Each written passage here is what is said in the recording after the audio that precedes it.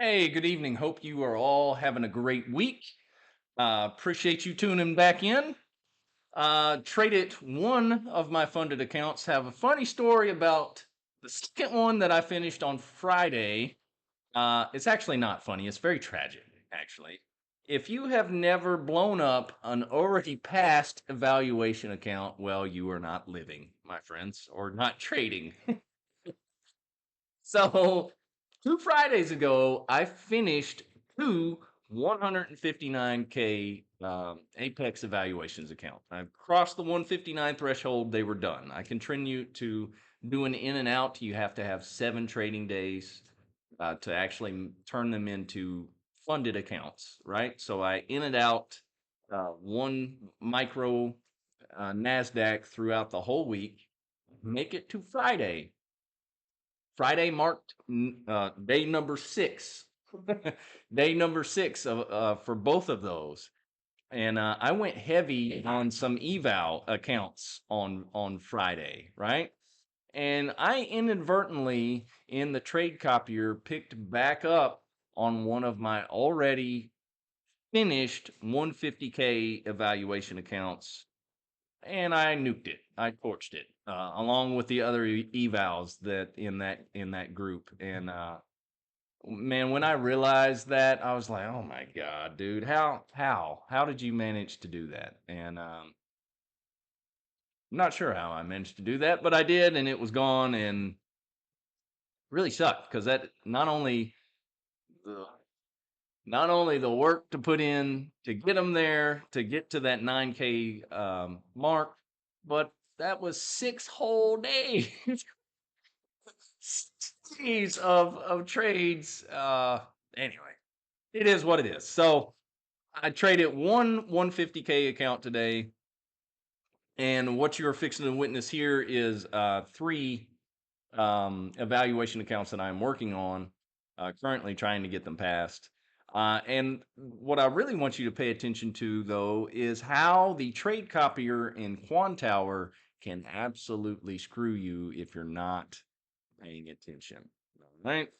And I've gotten to know the audible tones. So when it doesn't when it makes an extra audible tone and it's not supposed to, it's a big clue that oh hey, I need to go check on something, right? Because when the Nasdaq is really moving and I'm trading evals, I trade them at 5 at a time, sometimes 10 at a time, as you'll see here in a minute with this pushing pushing back down here. Um, and I don't know how it didn't take me out right here. I was like, oh, so close to hitting that mark, and then it dives back off, and I end up digging my way back out of this trade. Um, this is at 216, so that is right in this area on the SPY that we are looking at right now, and that is also this area that I've already highlighted right here on the futures chart on the Nasdaq itself. And you'll notice this beautiful trend line because it was a trend day, which is normally not my friend. The trend type of days normally do not go in my favor normally. Um, and this one started to. But as I notice that we have planed off here, I decide that I am A, not going to take a loss on this. B, I'm going to add to this position and scout my way out of it. So I treated this like it was two different trades. Sometimes I'll have to treat it like it's three different trades. Sometimes I'll just have to absolutely let it go. If it goes against you too much, well, you either let it go or it's going to pop, right? With that many contracts on, well, anyway, um, I end up adding to this one coming up. As soon as I realized that, hey, this isn't going to go any lower, I was like, okay, so we're going to go back up. So now I'm going to add to it.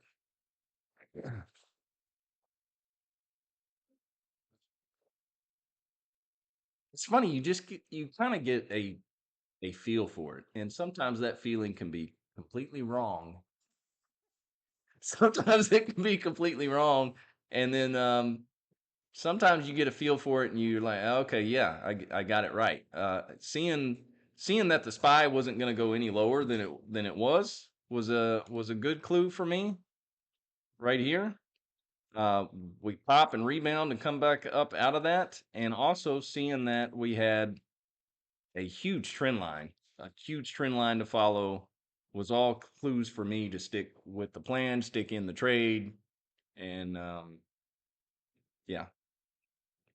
But coming up, uh, maybe I should fast forward us here. Whoops, just that quickly, the magic happened.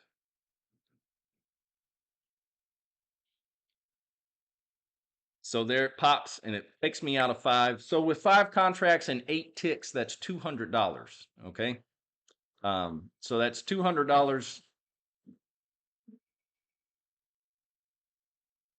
Are you good?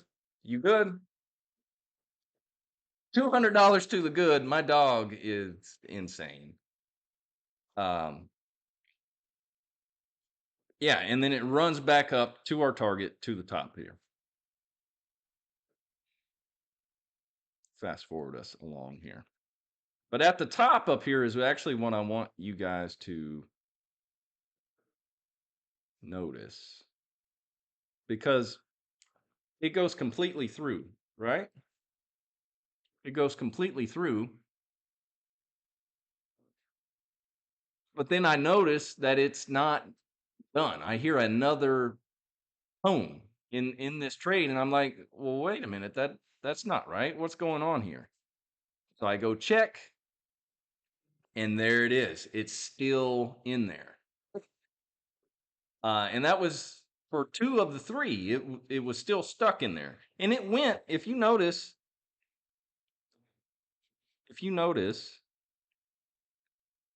that wick is above where the price is. It should have taken me completely out of that. So imagine if you have 3 accounts, you're trading them in tandem, you have 5 contracts on each account, and it only clears 1 account, and you're still hung in 5. And then the price runs all the way back against you, right? And you don't notice it. If you don't notice it for a few minutes, 5 contracts just sitting there as you think you're good with one account can absolutely wreck you in the other ones, in the other 2 or the other 1 or whatever you're trading.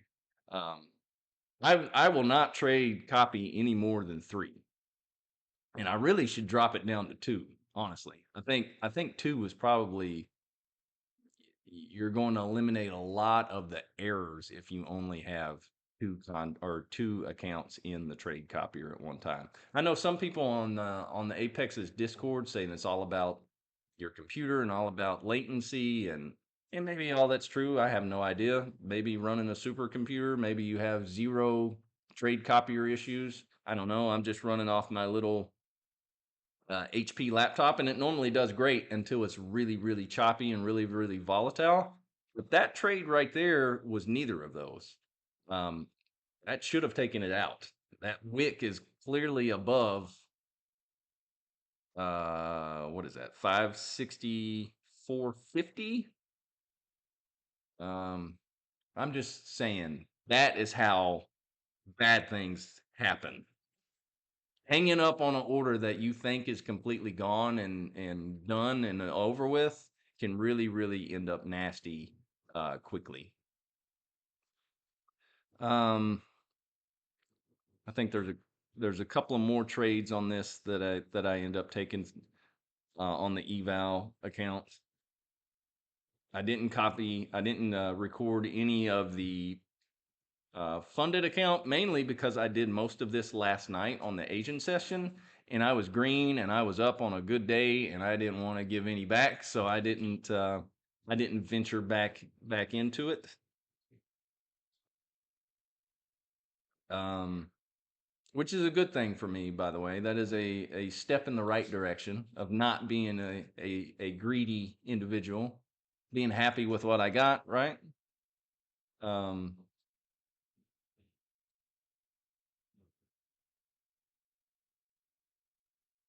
Yeah. So again, on a trend day is normally a horrible day for me. I can't tell you how many times I will get in my head of, okay, well, if it's going up all day long or if it's going down all day long, at some point my brain says, "Hey, dude, this has to turn around. It's gone in one direction enough. It has to turn around now." And it's normally complete ruin for me, right? But I was able to avoid the pitfall falls for the most part today. This might actually be the last trade that I take on the day coming up here. And again, it's an well, first of all, on the evaluations account, I let them go a little bit longer, right? As you notice, there is no stop on here, but there is still an 8 tick take profit. Um, and that's because it's an eval. I'm trying to make the maximum amount I can in a day. I'm not really worried about just getting in, getting out, and making money. Um, I'm trying to level up and get them done, essentially. But the eight tick, excuse me, 8 tick take profit for me really seems to be the sweet spot for the way that I trade. So on, let's see how I wrap it up here. At the end of the day, on the PA account, the funded account, I ended up 534 to the good. That's really the only number that really matters. Um, this is the first day that I've had it back. So getting it back for day number 1 and making it a green day is a good day to me. So, and that's it. That's all I got. I've got another PA account that is done. Hopefully, it's completely done. Hopefully, I will not explode it between now and Friday because Friday is day number 7 for it. And these other 3 evaluation accounts, I've made good progress on them. Just got to keep on it.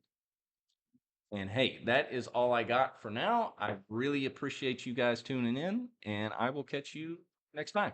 Take care.